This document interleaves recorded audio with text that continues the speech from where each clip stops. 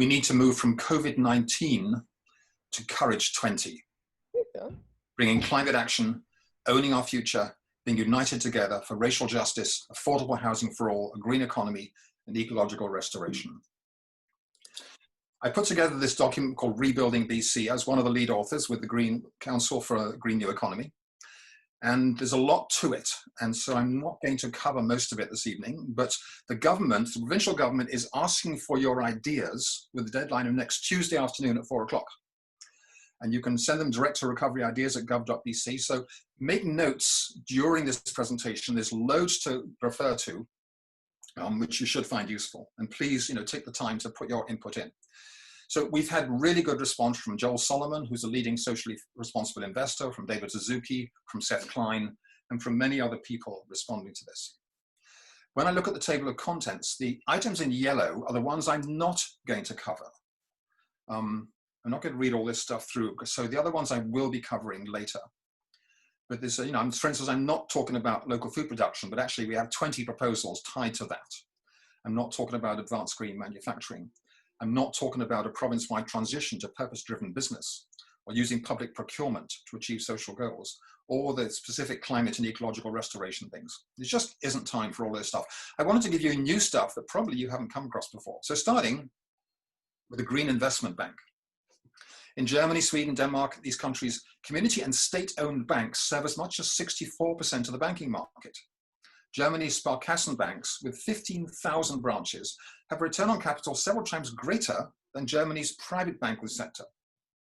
They provide 72% of the financing for Germany's solar and wind installations. And the public bank Kreditanstalt for Wiederaufbau has been the main source of financing for building retrofits. So just to understand here, when you go into a bank and borrow money, the money does not come from someone else's savings. It's actually brand new money created by the push of a button. If a bank has $1 million in its account, it will lend $10 million and it will create it digitally. It does not exist before that debt is created. A private or public bank can create money as a repayable loan. A central bank, which is only one for each country, can create money as a gift to the economy to cope with hard times. It can also act as the buyer of last resort for green bonds and for loans issued by a public bank. So under our current money system, money is created by the private banks whenever they make a loan as a debt, and the profits from interest go to the private banks. With a public bank, the money created can be created debt-free, and the profits can be recirculated back to the people. So in Germany, the KfW creates money at low interest for building retrofits, energy efficiency, wind energy, solar energy, green bonds, ecological restoration. We need to do the same in British Columbia. The Connecticut Green Bank used $270 million in public funds to attract an additional $1.67 billion of total investments in green projects, attracting 5 private sector dollars for every government dollar, and then they could amplify that tenfold through the magic of money creation to help stimulate green investments. So a Green Development Bank of BC could borrow from the Bank of Canada's discount window, virtually interest-free, and multiply its loans up to tenfold by leveraging its capital. Low interest loans could then be directed into local economies as needed. And 2 days ago, California introduced a brand new bill to set up a state depository bank on exactly this basis. First poll question. Do you think the Green Party of BC should push to establish a publicly owned Green Investment Bank of BC? Building affordable housing. The construction of more affordable housing is an ideal COVID-19 recovery investment since BC has a dire need for it. And there's a huge, but the thing is that we need 114,000 homes over 10 years. And it's a great use of capital. But the thing is that the solution we're looking at is to establish a community capacity building fund to enable BC's non-profit sector to expand its ability to use its existing assets. And this non-profit sector has a lot of assets, especially churches, which can be reconfigured to include affordable housing, but the non-profit sector hasn't got the know-how. So we want a capacity building fund to give the training and know-how to the non-profit sector and affordable housing development grants for the non-profit sector, and not to sell publicly owned land into the market, but to lease it for non-profit housing remaining within the non-profit sector. We also need to retrofit 30,000 homes a year, plus 17,000 apartments on a yearly basis. That is, if we want to get to zero by 2050, zero emissions.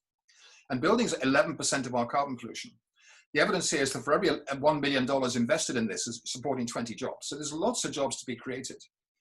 For most of us in the soft temperatures of BC, all we need is a mini split heat pump. It costs $4,000 or so. My house is completely carbon neutral ever since we put the heat pump in, and we don't burn firewood at all now. So a central heat pump costs $15,000. So we're talking maybe $300 million a year. This can be self-financing through the energy savings and therefore financed by green bonds or RSPs invested in this. Doesn't need to come out of government debt or taxation. If we're going to do a whole building retrofit in Prince George, area where it's colder, then you've got a slightly higher cost of 30 to 40,000, but it's still built into the same system of financing. The goal is to eliminate all gas-fired heating and all oil heating. Eliminating air pollution is a hugely important thing, because research is suggesting that air pollution particles may be carrying COVID further afield, increasing the risk of transition. So the cost of air pollution is now much higher. So we need to increase investment in pedestrian and bike-friendly infrastructure. And we need to advance the province's zero emissions vehicle mandate from 2040 to 2030, and do the same for transit, phasing out all conventional buses by 2025. The province's current goal of phasing out new electric vehicles by 2040 is code for, you don't need to bother. Nothing's happening until 2035, go back to sleep. It's a ridiculous goal. The goal needs to be 2030 because the evidence is that new electric vehicles will be cost competitive with a 400-kilometer range by 2025. So that's sort of the way that the fusion of eliminating air pollution entirely and eliminating carbon emissions from transportation come together. Poll question number 2, there we go. By when do you think we should phase out? By 2025, 2030, 2035, or 2040? And we can use this to guide Green Party policy, hopefully. There we go. Moving on. Transforming forestry. We need to pivot to ecosystem-based forestry, phasing out clear cutting, phasing out timber for pulp and paper, and substituting alternative and recycled fibers. And we need to permanently protect all remaining ancient forests. The Sierra Club's recent report compared the emissions from logging and the CO2 sequestration lost due to clear cuts. The forest emissions are 68 megatons a year. Our reported emissions from everything else is 65 megatons a year. And our forest emissions do not even factor into BC's greenhouse gas goals and accounting. That's how much we need to understand that reforming forestry is as important to phasing out all fossil fuels. It's 50% of the story in British Columbia. So we need to form a working group to engage BC's most innovative thinkers to reimagine and plan how we can move forward solutions that benefit communities and the environment. Set a goal with ambitious timeline to increase the number of jobs per cubic meter cut to match that of other forestry provinces like Ontario, while phasing out logging of old growth, endangered habitats and high carbon forest values, and maintain or increase the number of jobs in the forest sector by improving forest practices and increasing value-added manufacturing while reducing the annual allowable cut. Moving on, we need to attach green strings to any loans or bailouts that are given. Basically, companies must have significant operations and employees in BC. They must have paid all relevant taxes. If they've used offshore accounts to avoid paying taxes, there's got to be a mandate to ensure that the avoided taxes are paid as a condition of getting assistance. They've got to demonstrate they've got active measurable plans to reduce their greenhouse gas emissions. They must not be involved in active insolvency agreements. Grants or loans should not be used for executive pay, bonuses, share buyback schemes, or shareholder dividends. And if large bailouts are not repaid within a year, the government should have the right to take an equity stake in the company and appoint members to a company board. And all this should be public with transparency and oversight. And so just as throwing in this here, this is a federal numbers with the recent report from the Energy Policy Tracker in terms of the number of dollars federally going to fossil fuels versus clean energy, and it's just appalling. For every $315 per person that we federally are spending on fossil fuels is $5, $6 on renewable energy. Is taxpayers' money. So we're hopelessly losing the game at the federal level. And at the provincial level, I haven't got the numbers, but we're still allowing fossil sports to go for liquefied natural gas in a big way. We need 30,000 recovery rangers. In 1933, when Roosevelt faced the Great Depression, he created the Civilian Conservation Corps, putting people to work in forestry, soil conservation, and recreation. By 1942, they had 3.4 million participants in Roosevelt's tree army, who planted more than 3 billion trees, built hundreds of parks and wildlife refuges, etc., etc. The equivalent today for BC would see 100,000 jobs being created. So we're being a bit nervous here. We're just suggesting 30,000 initially, starting with 30,000 recovery rangers altogether. I'll go through each of these in turn, but we have currently 13.7% unemployment, 115,000 young people with no jobs. BC's recently announced Youth Community Partnership Program is providing 500 jobs out of 115,000. So we're looking for 30,000 retrofit rangers, with people being given 9 months of free college training with guaranteed income, followed by application to join a company. Once trained, they can apply for a job with a building retrofit company. And these two clauses are the same for all. All rangers are invited to become members of a retrofit rangers democracy, elected members to a democratic council, and all participating businesses to become members of a retrofit rangers cooperative to make sure there's proper democracy and feedback and discussion and no sense of people being abused or left in the cold. We want 5,000 farm rangers. That's wrong at the top, not 30,000. 5,000 farm rangers with summer jobs created by local farmers with camping or local accommodation. The farmers will give online training and continued on-farm training and mentorship.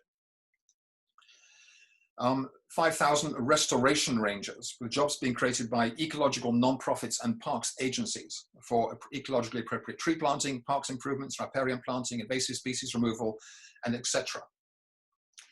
We want 10,000 urban rangers. Ignore the green heading at the top, I didn't change that.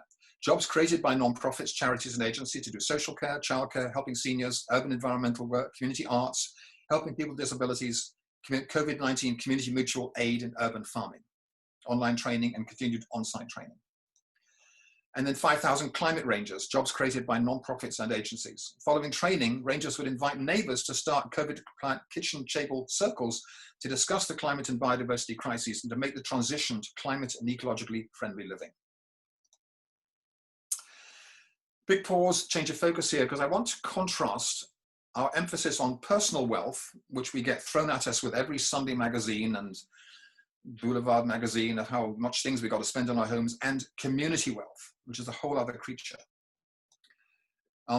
If you imagine living on a very low income in a community with community poverty, it has no community services. Contrast that with living with community wealth, where your community has affordable housing, affordable childcare, urban food, properties, work sharing, lots of green space, all these great things.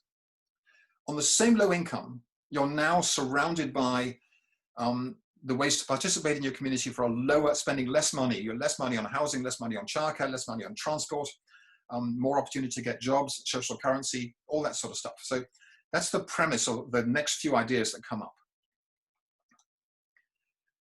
So it's happiness instead of misery. Starting with community mutual aid. During COVID-19, all around the world, neighbors have been helping neighbors, providing childcare, babysitting, feeding hungry families, all sorts of stuff. At the times like this, people reach out to help their neighbors, but these efforts need organization, especially if they'll be to sustain. Normally these things collapse after 6 months. So we need community support far beyond the ability of the welfare state or social services to provide. We need to invite cooperative bids for non-profit organizations to establish a BC Community Mutual Support Alliance to support and develop community mutual aid initiatives, a community mutual support fund, enabling clubs, etc., to apply for startup grants and development grants, and to support the development of time banks, enabling people to earn time dollars by sharing skills and services, generating wealth without need for cash. So time bank works, you put in an hour's work doing one thing and you get time bank credits, which you can spend on any other services. There's no cash exchanges, but there's an exchange of agency and a sense of fairness and reciprocal giving because of this time banking system. It's big in America, big in Britain, but not really established in Canada. Parallel currencies is another expression of this. During the Great Depression, when credit dried up, 2 Swiss businessmen realized that Swiss businesses had an enormous store of material assets that could form the basis of trust for a new currency. They created the Via Economic Circle, which was granted a bank license and grew from 16 members to 62,000 members now, 3 billion Swiss francs in assets, giving annual interest-free loans to each other worth 6.5 billion francs. When Switzerland economy booms, the weir is quiet. And when confidence sags, the businesses use the weir. It's a self-regulating Keynesian system that keeps businesses rolling in difficult times. So on Sardinia, local people have set up the same system just 3 years ago, a homegrown interest-free digital credit that enables businesses to trade on the basis of mutual trust. So they have this amusing chart at the bottom as we advance from the man of money to the man of Visa to the man of debt to the man of Sardex, zero interest. By 2019, 4,000 businesses on Sardinia were trading 100 million euro credits a year. And the Sardex consumer card was doing 26,000 transactions a month. So that's a third of BC's population. So for BC, we'd be talking like 80,000 transactions a month. Following that, all these regions of Italy are now launching similar credit exchange systems. So for parallel currencies, we recommend the government invite cooperative bids from non-profits to establish a Buy BC development initiative, whose members would work with businesses to learn about and develop parallel currencies, provide informational sessions showcasing the best practices, and invite the leaders from VIR and Sardex to address BC business leaders by Zoom and learn about this stuff, and then launch a local parallel currency on a pilot basis. We can do it in the Schornigen Lake. We need to reduce personal debt. It might seem insoluble, but it's not. There's a big debt trap. Canada has one of the highest levels of personal debt in the world. And when you have debt, everything else is a pain in the butt and you can't stimulate demand. So Canada's Credit Counselling Society provides advice that enables debtors to consolidate and refinance their debts through community repayment programs, often at zero interest. The more people they can help, the more the problem of debt can be tackled. So we simply recommend that the government provide funding to enable the Credit Counselling Society to expand the reach of its services and use the government's ability to borrow at very low rates to establish an enlarged pool of funds for household debt consolidation and repayment. And just a matter of how bad this is, if you're stuck on a Visa credit card bill, 25%, that's interest is doubling every 2.5 years. So a 5,000 debt becomes 20,000 debt in 5 years. So we've got to tackle debt. So community economic development is another big part of all this. So normally it's done as sort of government type thing.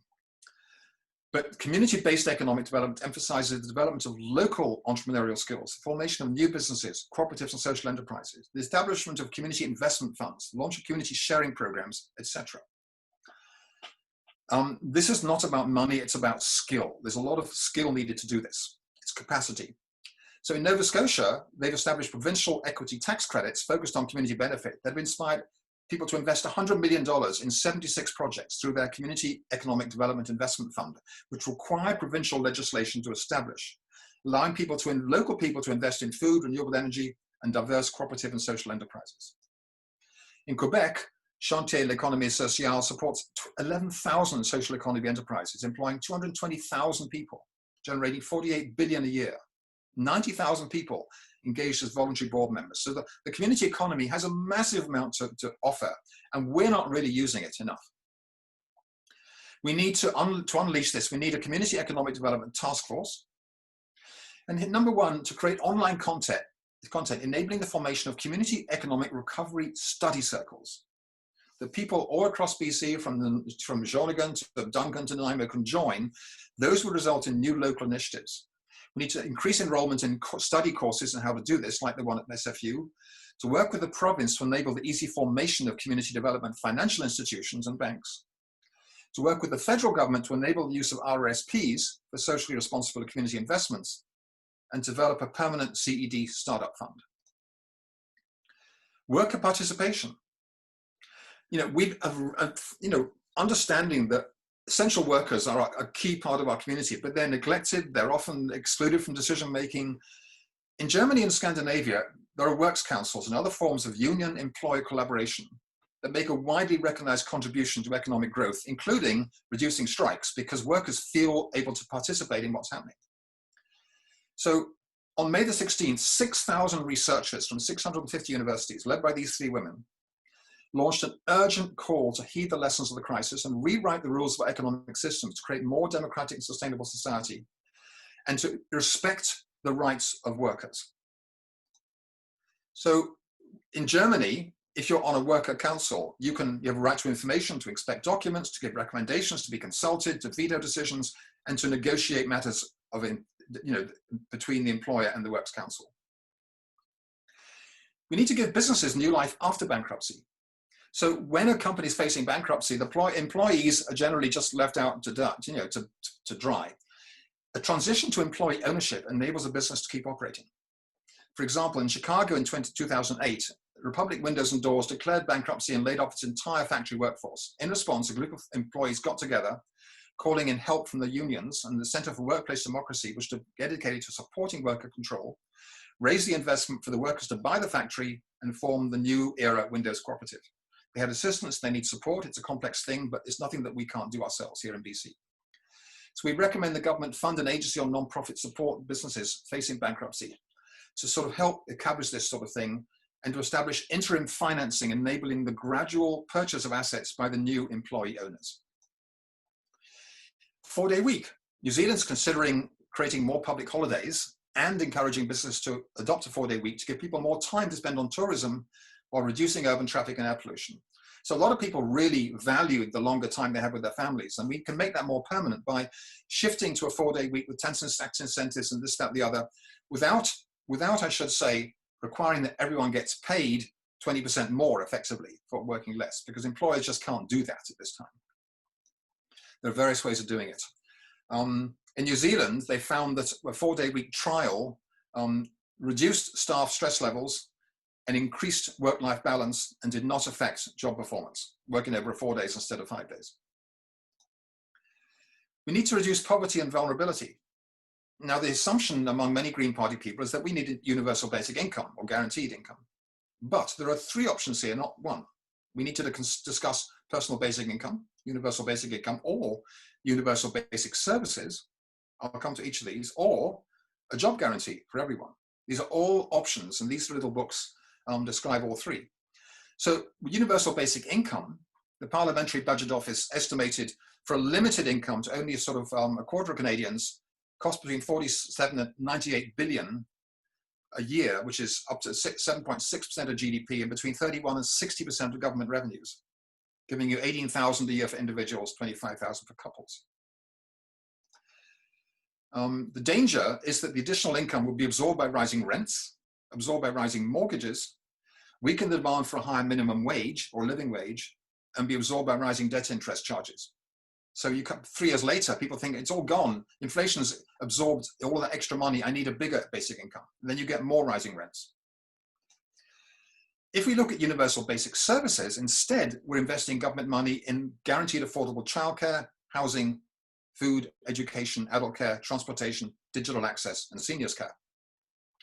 And the estimates from Britain are that the overall cost for doing this for the whole country is 50% of the cost of basic income. Now, with basic income, you click one switch and the checks start coming. This is more longer and more complex, but I think it's more thorough and more detailed and long-lasting. Then there's the opportunity, thought of a job guarantee with a guaranteed voluntary basic employment for anyone who wants it, with a minimum living wage pay and some basic benefits. It will require millions of jobs to be generated by non-profits and other institutions to tackle the climate crisis, ecological restoration, social care, and the arts, offering fair work, not workfare. It's voluntary. Bringing economic stabilization, because you're not suddenly, paying out all the unemployment benefit, and you're banishing unemployment as an economic policy goal in macroeconomics. So there's a lot to think about here. Poll question: which new system do you think will best help Canada, because this is a Canadian issue, not BC, to reduce poverty and unemployment? Yeah, 29% basic income, 54% universal basic services, 17% universal guarantee, universal job guarantee. So as a minimum, lots of stuff to debate properly instead of assuming that we're just going to go with basic income. Okay, moving on now. I'm going to stop sharing. Oh, that's the end. There we go. So that's the report we put together. You can find it at www.gtechcanada.ca. I'll put that in the chat box. The deadline for submissions to the government is next Tuesday afternoon. As well as that, call your MLA. You don't need to call Sonia. She knows all this stuff. She's right out. But if you're not in the Shawnigan constituency, call your MLA, email your MLA, put these ideas to them. And that's my website, thepracticalutopian.ca. There's two of my most recent books, Journey to the Future and The Climate Challenge. I'm going to stop sharing, but first, I'll bring myself up, because before we move on, this is a fundraising call, and I'm going to do a pitch. This is purely to re-elect Sonia as an MLA. Nothing to do with the leadership campaign. We need to re-elect Sonia, and we're going to do a pitch in a minute, which Kayla will bring up. I'm going to chip in $100 to get it started. Sonia does fantastic work. She's shown her leadership locally in Shawnigan, which is why the Shawnigan people elected her. She's done fantastically, work with the Green Party, with the three of them, and now two of them with Andrew still there, basically. And so Kayla will now explain why the rest of you can contribute to this fundraising little binge. Over to you, Kayla. Awesome. Thank you there, Guy. That was an awesome presentation. And I did link your the publication. The whole 38-page one is there in the chat if anyone wants to take a look at it there. So yeah, this is the first portion of the fundraising part of our night here. And as you can see on the slide here, we have set an optimistic goal of $3,000 for tonight. And from calls we had made yesterday, we are already at $350, which is excellent. On there, you can also see the tax credit amount. So from what you can see on that chart there, depending on the amount you actually contribute, the majority of it you'll actually get back at the end of the year via your income taxes and your tax returns there. So yeah, I will post the link in the chat to our local riding association's donation page there. And that makes sure that your funds not only go to the party, but go directly to the riding association and go directly to re-electing Sonia. I won't speak about it too much now because I want to make sure that everyone gets a chance to hear from Sonia, and then we get to do our Q&A as well. But we'll come back to this a few times throughout the night. But when you are making a donation, so we can keep track of how much we are receiving tonight, please make sure to put your pledge in the chat. We have someone who's keeping track of this, and we'll rise it as it goes. Here's the link there to everyone. And for now, I'll invite Sonia to kind of respond to what Guy has said and also provide a bit of an update about what kind of green recovery stuff she's working on in the legislature at this time. Cool. Thanks, Guy. You're not an easy act to follow because you're like a force of nature yourself. But one thing I love about how you approach things, and this is what I think we kind of unites you and me. You can imagine the future being different than what the present is. And you're a futurist, and I've studied history, so I can imagine the world as it used to be, which is very different from the world we live in. And I think one of the challenges that we have and that we struggle with is that there's this difficulty in the present moment for people to be able to see how things can be different. And I really love and appreciate the way that you can guide us through seeing a very different world and a very hopeful and optimistic one, which is different than how it can often feel when we're in the BC legislature. And Adam and I will regularly comment to each other that, we'll come out from our communities and spend time in discussions like this, or talking to people in our neighborhoods, or engaging with experts and stakeholders. And there's this hopeful, positive, optimistic, solution-oriented world out there. And people are all in on that. And then we can get into the legislature, and literally it feels like there are 84 people in there who are determined to just keep things exactly as they are, no matter what. And we're always sort of wrestling with that conflict between what we experience in the real world and what we experience in the legislature, and trying to bring in exactly what you've laid out. And so we've, of course, focused on green recovery in our efforts in the session. In fact, yesterday, my question to the finance minister was, number one, do not give any more subsidies to the oil and gas industry. That has to stop immediately. There cannot be another penny. And number two, commit a third of the 1.5 billion that has been earmarked for COVID recovery to Clean BC initiatives along the lines of everything that you're talking about, both in today, Guy, and in your document, which Kayla has shared the link to. So I guess I want to start there as a question to you, and that is, how do we, I mean, you do it all the time, but what advice do you have for us to get people to embrace not this kind of, the world is going to be harsher and more competitive and we just have to knuckle down and accept that, as opposed to what you present and what I truly believe, which is we could have a much more kind, gentle, and cooperative world? There's three responses to that. Number one is that regular constituents need to, every time they want to complain about something, they need to sort of give their head a shake and think about how they can be proposing solutions and not just complaints. I see it on Facebook. I see far too much negativity among my own circle. It's so easy to complain because complaining is a version of blaming. And blaming is morally self-righteous. You feel better when you blame someone else, but you contribute nothing. It's an actual total cop-out when it comes to actually changing the future. So we ourselves need to get very practical and understand what all these solutions are and champion them, even if each solution needs an individual champion. Number two, because we're in a sort of a, I've forgotten what we call the government. It's not coalition, it's minority. What? Minority government. Minority government. Yeah. The NDP, every NDP member needs to be familiar with all this stuff so that they are being exposed to it as well. And number three, we have to, it's a more difficult one. When each of these proposals goes into a civil service discussion among the bureaucrats, a disease takes over called mediocrititis. When the pro-fossil fuel people and the clean energy people are all put together, and you end up with a boring sort of consensus statement that achieves nothing. There's no boldness among the civil servants. So one of my solutions to that is that all civil servants get an annual financial bonus based on how many innovative ideas they bring up during a year, to encourage them to think outside the box and not think they're going to get their tail whacked by their ADM for coming up with ideas that no one's thought of before. We need to incentivize creative thinking. Every idea I'm coming up with is already being done somewhere in the world. I'm not inventing this stuff out of thin air. It's already happening somewhere. So the future is already happening on the planet, but we need to understand it and fall in love with it. I love that, Guy. The idea of an innovation bonus. And I want to actually go into that a little bit more, because one of the challenges we've had after 40 years, really, of a story being told about government, that it should get out of the way, that free enterprise is the only way to achieve things. So many of your ideas are really focused on governments working for people, and also governments collaborating, as you point out, with nonprofits, with NGOs to move things forwards.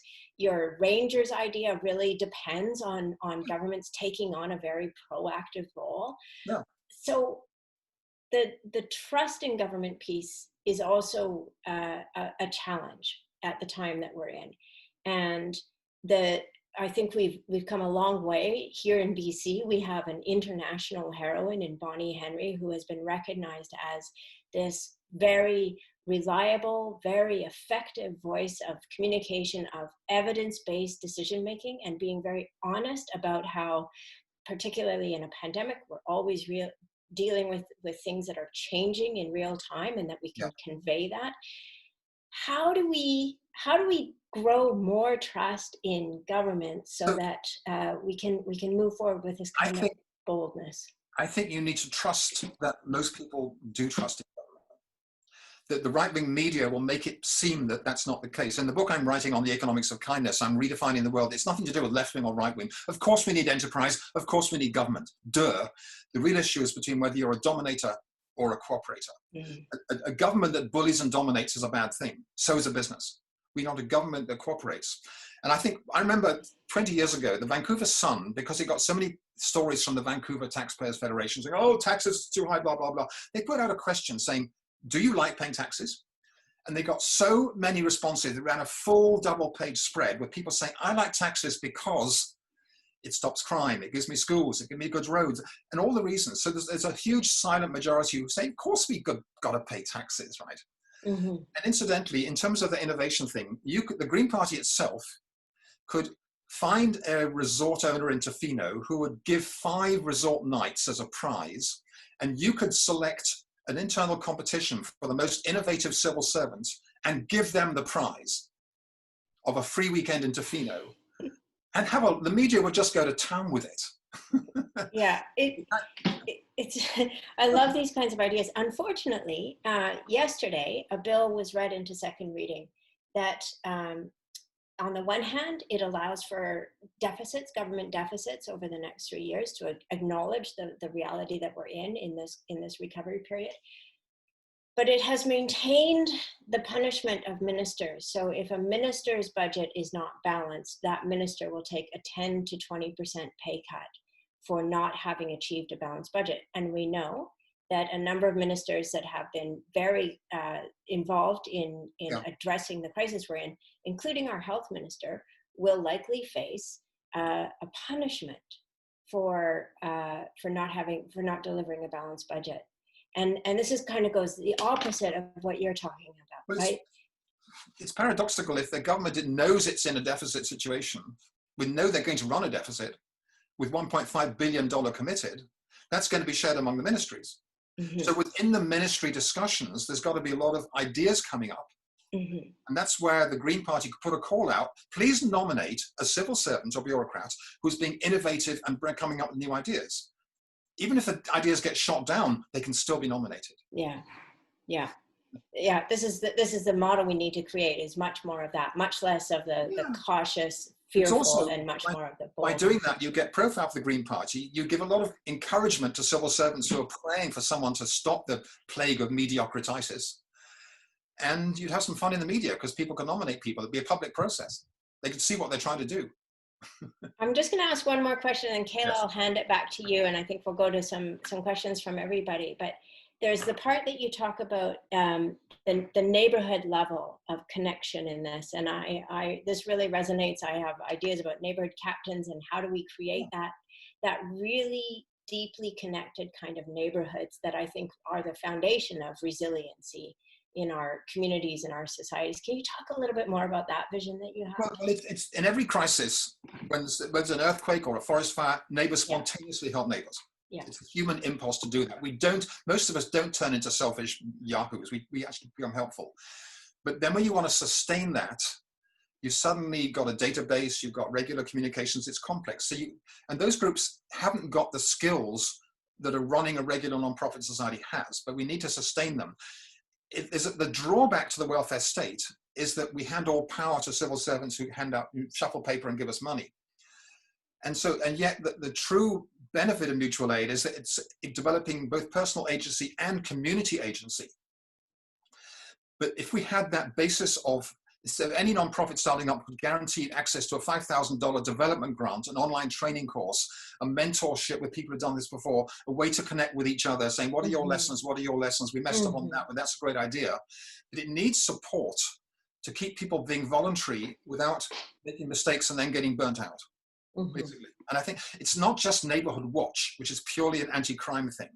We need a redefinition of neighborhood watch to be neighborhood love, which embraces everything, and crime is just one part of it all. And I think a lot of people would step forward. My experience is that 20% of people are willing to participate on committees and do stuff, which is enough. 80% want someone else to do it for them, but 20% are willing to show leadership and step forward. This is such a conversation that I love having, and Maeve, who's on the call, she actually was inspired to have a neighborhood get together last summer where just people in her neighborhood, they walked around and invited everybody, just, hey, let's all just learn each other's names. So when we pass each other, we say hello. And I know a lot of our neighborhoods feel like that, but finding the way, as you say, to support the implementation of that connectivity. My older sister lives in a village in Devon where in the 1990s, a woman died and no one knew that she was dead for 10 days. And they all felt so embarrassed that they set up a thing called Colleton Link, where every 10 people has one person responsible for knowing who they are, checking in, and then feeding back. So no one gets isolated and left behind. They're doing it. Their running costs are $5,000 a year. That's all it takes. Yeah. Before I hand it back to Kayla, I'm going to reiterate that this is a fundraiser for the Riding Association, and Kayla has been the president of the Riding Association. Kayla, this is her third year. I think you can nod if that's correct. Kayla is a remarkable young woman who's leading a team, the best team we've ever had for a riding association in Cowichan Valley. In fact, going into the last election, we didn't have a riding association, and we were building the team from the ground up. It's amazing to imagine going into an election with already the support and structures and funds in place. And wow, that green thermometer looks really awesome right now.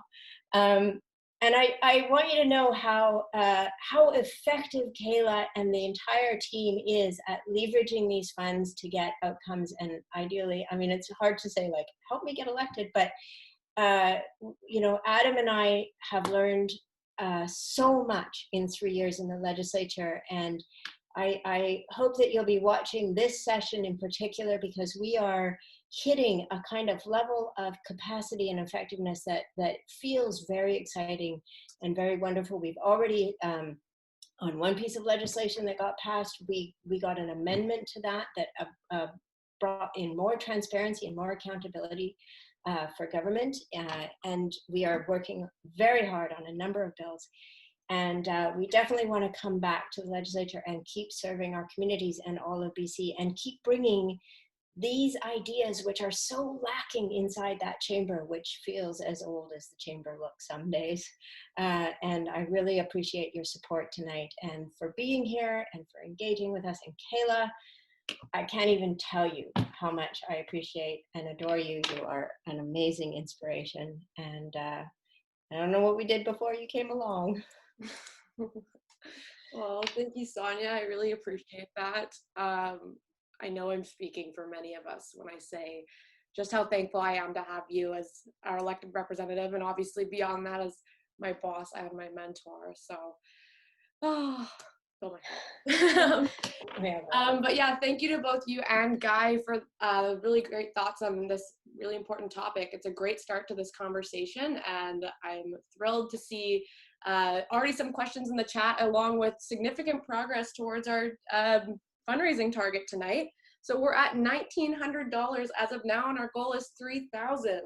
So I'm not great at math, but I know that's 2/3, about 65% of the way there. So that is amazing. Again, I do want to make time and make sure that we only have till 7:30. So I want to make sure everyone gets time to do about 20 minutes of questions, and then I'll do a little wrap up, share a bit more about the Riding Association and what we're working on. And then hopefully by that point, we'll hit our target. So yeah, for the next 20 minutes, we're going to open up the floor to a Q&A. So please, if you have a question, either raise your hand via your webcam and I'll call on you, or type it out in the chat box. I'll be looking at both. Also, I'd like to clarify again, I know Guy had said it at the beginning, but this is a Riding Association event and is not related to the BC Green Party's ongoing leadership race. Given the strict rules around this contest, I'll ask that people please defer any questions they have on this topic to correspondence avenues which are specifically catered to the topic. You can learn more about the race and find the candidates' contact information on their respective web pages. So with that, I will start looking for any questions that you guys have. So I'm just going on to gallery view now here. So if you were waving your hand before and aren't now, now is your time. And I'll also check the chat.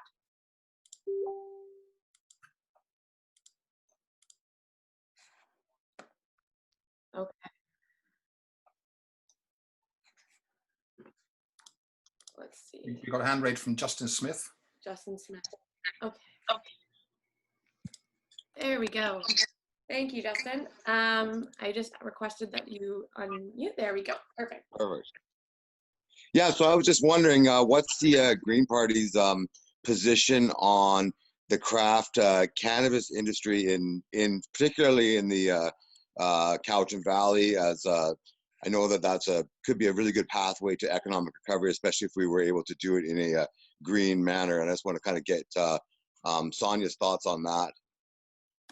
Yeah, one of the things that we've advocated for is that it be a craft industry, that it not be a giant industry controlled by a few people, but that it really stay as is so much potential and is already developing in BC as a craft industry. I've also been working with Cowichan tribes. They encountered some challenges with their application process, and I was working quite closely with them and advocating for them to the ministry. And I think that, yeah, what we want to make sure is of course that it's a sustainable industry, that it employs locally, and that it is a model for how we can have an industry like this that works for our local economies. And how is it like? Has there been any discussions in like ways to remove the barriers to entry? Like the Cowichan tribes having a problem is the same problem that individual cultivators that are looking from the legacy market, you know, the illicit the ACMPR growers that are supplying this illicit trade right now. Is there been any discussion on how to effectively transition them into the legal framework? Yeah, there absolutely has, and that's one of the things I've been paying attention to, and noting that it's really important that there be that support for transition, and it is something that we agree that needs to be happening. Awesome. Well, thank you very much for answering the question. Really look forward to supporting you guys in the upcoming election. Thanks, Justin. Awesome. Okay. Any hands up? Any questions here? Must be so many questions for Guy. Oh, I see one from Glenn. I'll ask Glenn to unmute there. Oh, Glenn, you just have to unmute yourself there. Oh. Bottom left, Glenn, unmute. There we go. Yes, in terms of all the housing that has to be built, I'm wondering if it might not be a better long-time idea to build new housing somewhere else in the province, away from the earthquake possibilities, away from the rising sea level danger, and so on. And the difficulty of finding such a place, of course, involves the problems of climate, forest fires, etc. I don't know if somewhere in the Caribou or the Chilcotin might be the safest, but this will require, in the short run, it will be a very difficult attempt to fix, whether it's for jobs or for infrastructure support and so on and so forth. But I'm just wondering how far down the road we should look, because even if we do a heck of a lot in the near future, we're still going to get lots of climate change for the worse. And I'm wondering what Guy thinks and what Sonia thinks about this. Oh, I'll go first, Sonia. As to earthquakes, I mean, yeah, we live with that all the time. I mean, none of us are moving away. We notice that we're all still here. And the current building codes require a very high level of earthquake stability. So when Seattle had a massive earthquake about 20 years ago, nothing fell down on one building. When a place in Nepal gets the same earthquake, everything falls down. So building codes are critically important. Sea level rise for Vancouver Island, the worst predictions, is only an issue for the Duncan Estuary area, fundamentally. If you look at the maps of the future, the island is remarkably resilient against sea level rise. We lose all the beaches, but actually our homes aren't affected except in the Duncan Estuary area, mainly.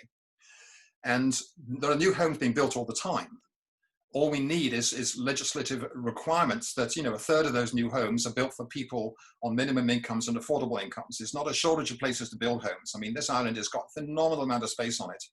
I personally picture small wooded villages and agricultural villages scattered all over the place, you know, tight, compact villages where you can walk and see your neighbors, build a strong sense of community. I've grown up in England with such villages and people love living in them.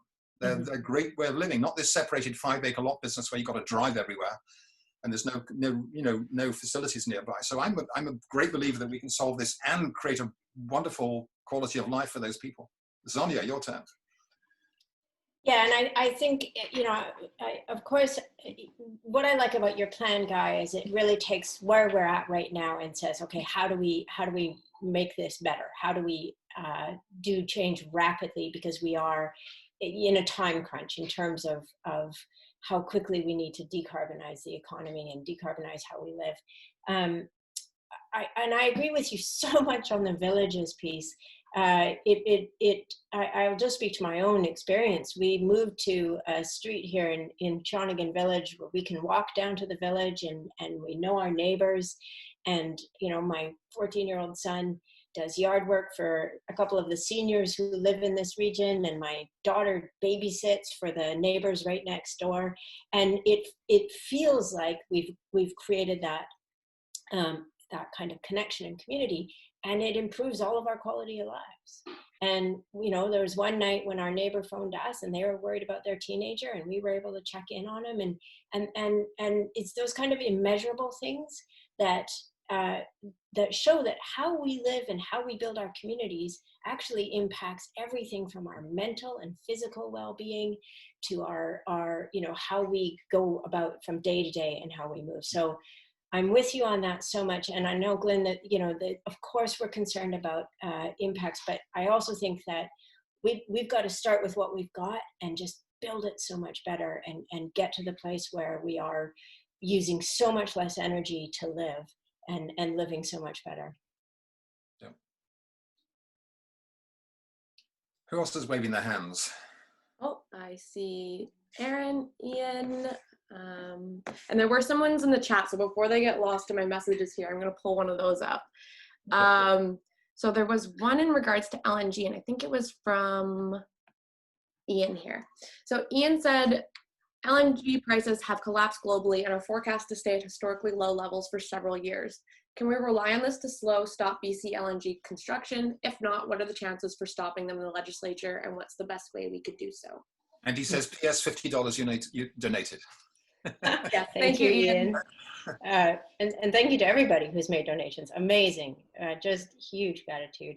I'm going to start by saying, if you want to change things in the legislature, we need more Greens. The NDP and the Liberals collaborated to pass that bill, and we voted against it over and over and over again. And at the time, pointed out exactly what you're pointing out. It's not only environmentally and climate-wise just an unsupportable decision to move forward with LNG and to subsidize it, but economically it makes no sense. And I think that we talked about this yesterday, that every dollar into the oil and gas industry is basically creating stranded assets and disappearing jobs. And I think that's a lot of companies and the industry is coming to terms with that, but we seem to be slow to the uptake on that here. But I'll push it over to Guy here for his comments on that. But you're absolutely right. I don't know, Ian, if we can depend on the collapsing market to just cause the whole people to walk away. If you live up in Kitimat, there's a massive building boom and everything happening around this. I believe that the BC cabinet decision makers were misled by the civil servants who did not understand methane emissions. That, the methane emissions from the fugitive methane make LNG as bad as coal. And a recent report showed that actually in China, it is worse than coal if you burn LNG in China and not coal. So there's nothing good to be said for this whatsoever.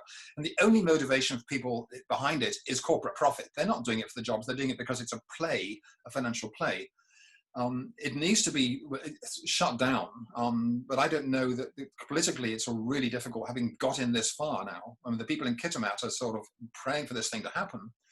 They need to get the bad news that there's no future. Every fossil fuel we emit today is not showing its impact for 40 years, and 90% of the heat is going into the ocean, causing massive problems in the ocean and the hot bubble in the waters, and changing the salmon habitats and everything. So we've got to stop burning every fossil fuel tomorrow morning, ideally, not plan for new ones. Mm-hmm. Mm-hmm. Absolutely. Yeah. Thanks, Ian. Yeah, thank you, Ian. Hands up, any other questions here? I know we have a couple in the chat. I see Shirley's question about ancient old growth. So declaring the ancient old growth trees as provincial heritage assets to prevent them from being logged. And Guy, you touched on this in your presentation. There was a report that came out last month. We are down to 1% of old growth left in this province. It makes no sense to continue the way we're going at the rate we're going in terms of the logging that's happening. It's about a 5-year deadline. And then not only have we decimated our forest, but there's no more jobs left in the industry. Yeah. And so we have to be very serious and very quick and Guy, your points are very well taken, and we're much aligned with that. The one thing I would add to your comments on forestry is community forests are a model, as long as they're operating with very clear outcomes that have to be met. And Harriet Proctor Forest in, and I know we have someone here from Nelson, Megan, you're here. Harriet Proctor Forest in Nelson is an example where the management of that forest is for climate resiliency, is for water security, is for recreation, is for income generation and revenue, but it balances all of those in how that forest is managed. And I think that that's what we have to get serious about. We cannot manage forests for one outcome only, because we know exactly where that's going to go. In the ideal world, the government would buy out Island Timberlands and Timber West and Western Forest Products, transfer ownership of the land to the regional districts, and then within the regional districts, establish community forest licenses based on strict terms, balancing ecotourism, sustainable forestry, jobs, value-added manufacturing, development of forest villages, and all that stuff. And it might be a couple of $1 billion investment.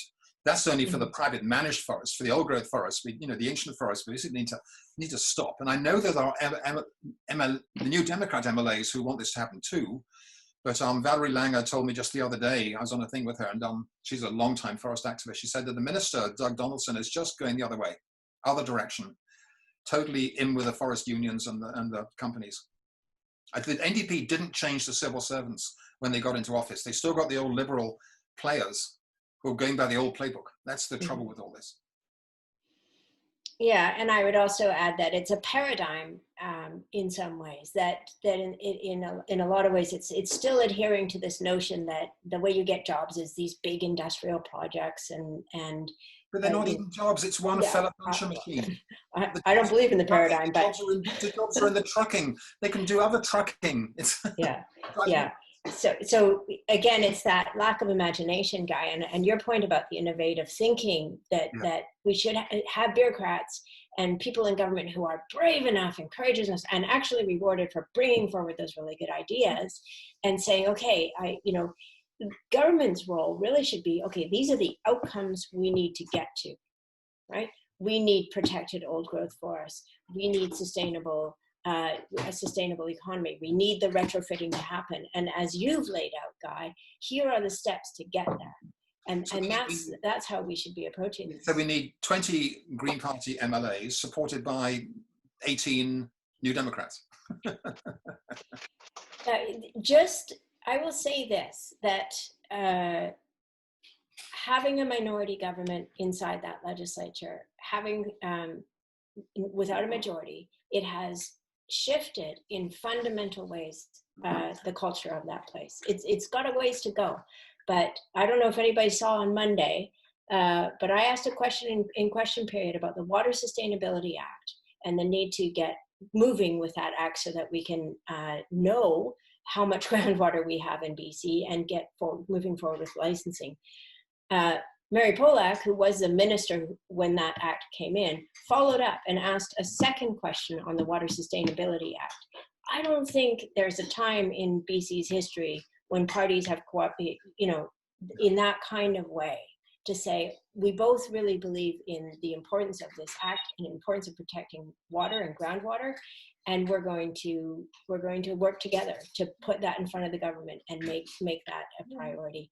And that's just such a small story, but that illustrates that we can cooperate in there. We actually need to cooperate in there if we're going to achieve all of these goals that we as I see in here, that we urgently need to achieve. We've got a hand raised from Kim Hughes. Hello, Kim. Where are you, Kim? Come in, Kim. I'm here. Can you hear me? Yes. Okay, so I have to apologize. I just jumped in about 5 minutes ago. I was on another call tonight from one of the federal candidates, Dr. Courtney Howard, and that was pretty amazing. And Elizabeth was talking too. But anyway, I digress. This is because I don't really know what you guys have been talking about, so you have to forgive me. But I just recently assumed the role of sort of spearheading the riding association federally for Couch and Malahat Langford, and I got brave enough to send out a email to all the membership the other night, and I got a response back from Peter Rusland. Probably everybody, you know, that reads the Couch and Rag, can't remember the name now, pictorial or leader, probably everybody knows Peter Rusland. Anyway, it says here about, you know, the email, in response to the email. Thanks, Kim. I must say I'm most disappointed about the absence of Green Party involvement in many Cowichan issues facing a barrage of ecological challenges. Please let me know what the Greens will do to better represent CML voters on issues planning polluted groundwater, tainted soil, climate change, plastic recycling, invasive species, alternative fuels, tree loss, sewage treatment, and much more. So yours truly, Peter Russ. Anyway, I kind of feel like as a little tiny little volunteer here, I've just been asked to save the world. And it's overwhelming, quite frankly. And also because, you know, of course, we federally, we don't really have a green voice for CML. The CML voice, as it were, is you, Sonia. So what is the Green Party, not just BC Green Party, but what are we as Greens doing in CML to save the world on all these issues that Peter wants me to address? So, Kim, one thing you'll be happy to know, I have a phone call organized with Peter tomorrow at noon, so I'm going to chat with him. So don't feel like this burden is entirely on you. And I think this is going to be something that we are really going to have as a challenge as Greens, which is like, how come, you know, you had 3 people elected, why didn't you fix everything? Yes. And I would say that, you know, obviously we're going to show our record, and we've achieved, I think, an extraordinary amount, given that there have only been 3 of us. Yeah. And there's been great disappointments, and there's great disappointments. You know, I liken it to, we walked into a party in a room, and there were 84 people having a party, and we walked in, and then everyone said, well, how come you didn't change the entire thing, just the 3 of you, right? And that's the challenge.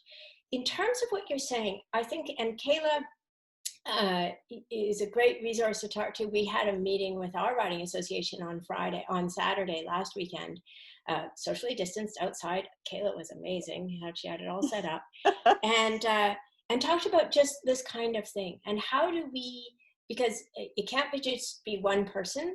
I don't have a cloning machine yet, but if we work together and be more present as Greens generally, and I think this has already begun, we can find ways to be both present on the ground, making real change in our communities, as well as legislators making changes at a level that has, you know, a province-wide and possibly national impact. And so one idea we had was, you know, we could have fundraisers with other groups where we just split the proceeds, right?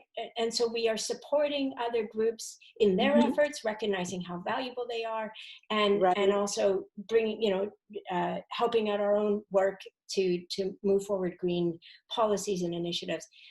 We can absolutely go to events and be participants in helping, you know, all of that kind of leaning in.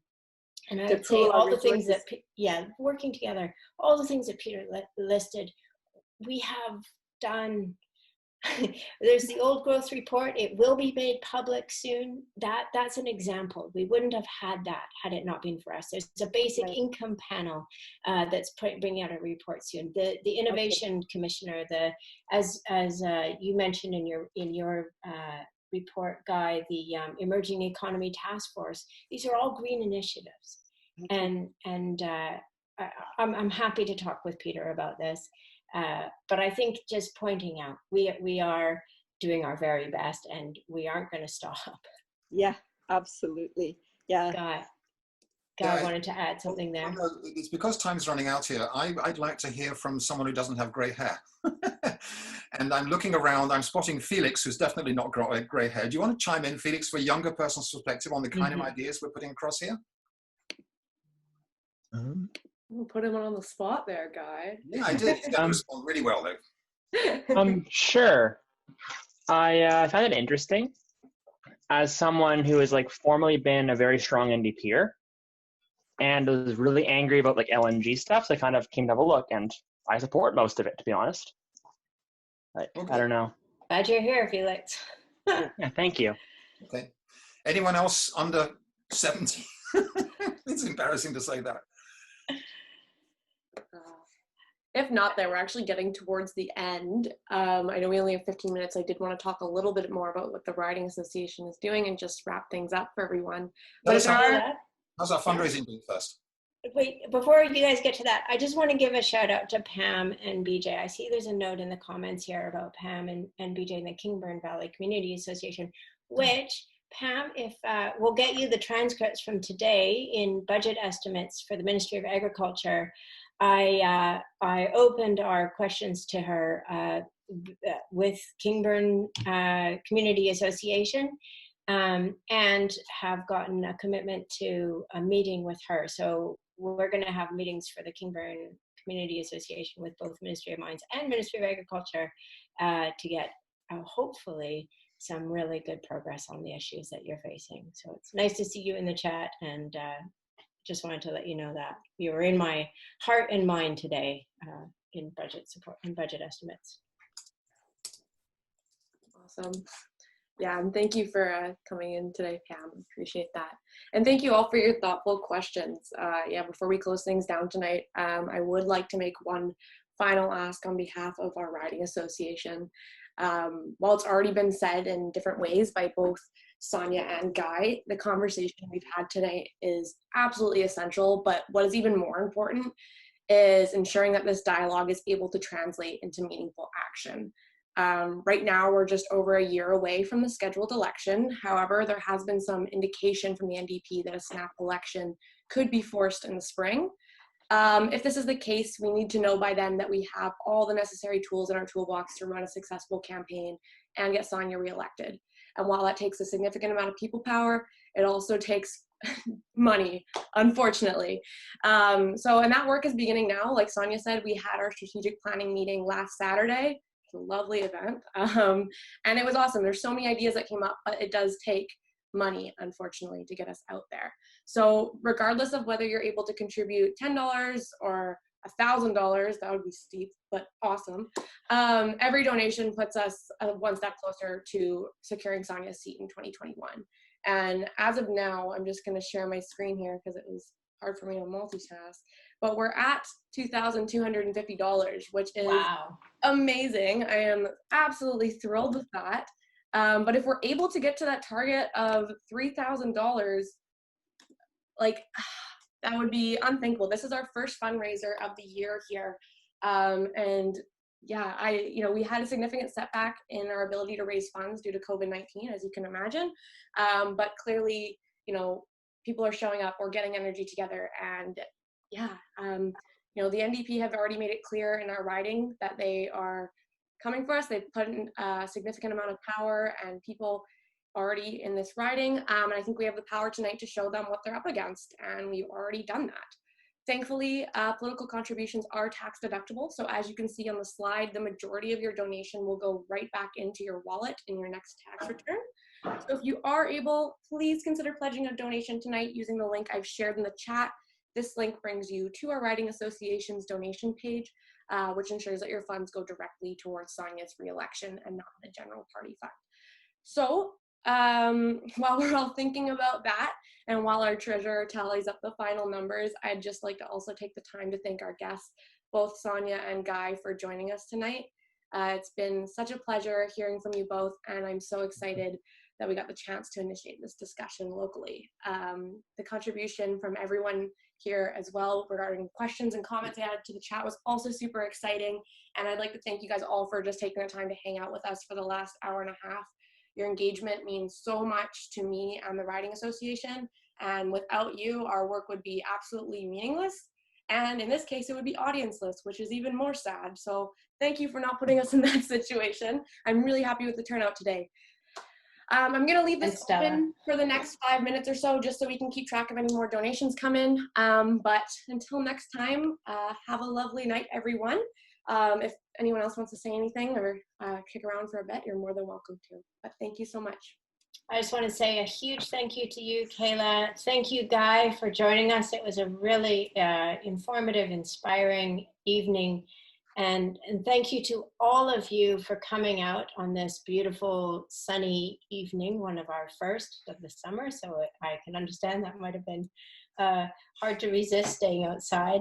And thank you to everybody who's made a donation or is supporting us with time, energy, volunteering. It means everything. And together we can really make real change. And as Guy points out, it's all possible to build the more beautiful world that we all know is right in our reach.